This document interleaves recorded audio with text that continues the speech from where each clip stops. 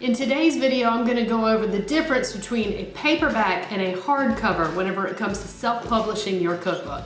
Hey guys, my name is Erin Courtney, and last year I gave a total makeover to my cookbook, All I Want Is Cheesecake. As you may have seen in the previous video, the original version of this cheese book had a terrible cover because I was on front, but it also only had about 78 pages and 25 recipes. Well, when I did the makeover, I've learned a few things in the process from last year. So let's go over a few of the things that I've learned in the past year. Now, when I published this book, I chose to do 8 by 10. So that is the size of this book, 8 by 10, 8 inches by 10 inches, which I felt like was a pretty good size. But one of the things that I did after I republished this new version was I created a Kindle version and a hardcover. I don't know about you, but when it comes to books, I am a huge fan of hardcover. That's what I'm gonna pick 9 times out of 10 whenever it comes to getting a book. Any book, whether it's a cookbook or a regular book that I'm reading, I love hardcovers. So when I made that decision to do the hardcover, I learned a few things. First of all, hardcover doesn't come in 8 by 10. It comes in 8.25 by 11 or 6 by 9, and I think there's a smaller size, but that's not 8 by 10. And I couldn't use the original paperback cover on my hardcover, so I had to get a new one.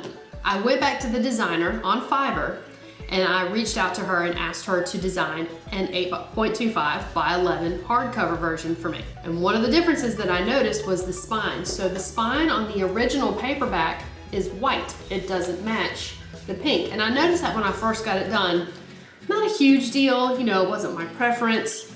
But when I went in and had the hardcover redone and she did the spine as the same color, made a huge difference looking at it. It just looked so much better. It looked drastically better. So that's one thing that I will definitely do moving forward. In fact, I ended up going back and doing that with all of my other books. I made sure the spine was changed to be the same color as the book instead of being white. So here is the hardcover version.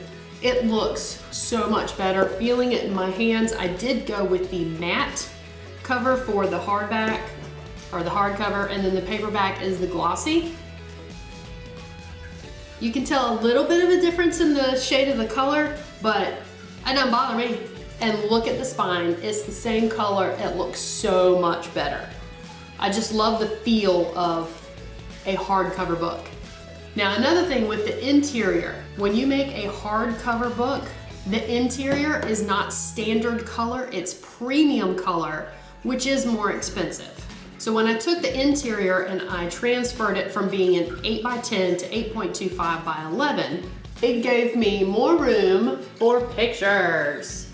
So as you can see with this strawberry daiquiri cheesecake, the picture is bigger and it's clearer. And it looks so much better. All of the pictures with the premium color, you can definitely see a difference. And I didn't want to leave space at the bottom, so I just made the pictures bigger.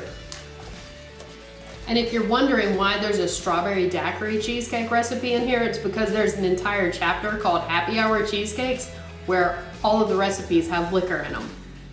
Hello. Another thing about the hardcover books is that they stay open a lot easier, so when you're working on a recipe, you can just sit it down and it'll stay there, and that helps a lot. So let's discuss the difference in cost.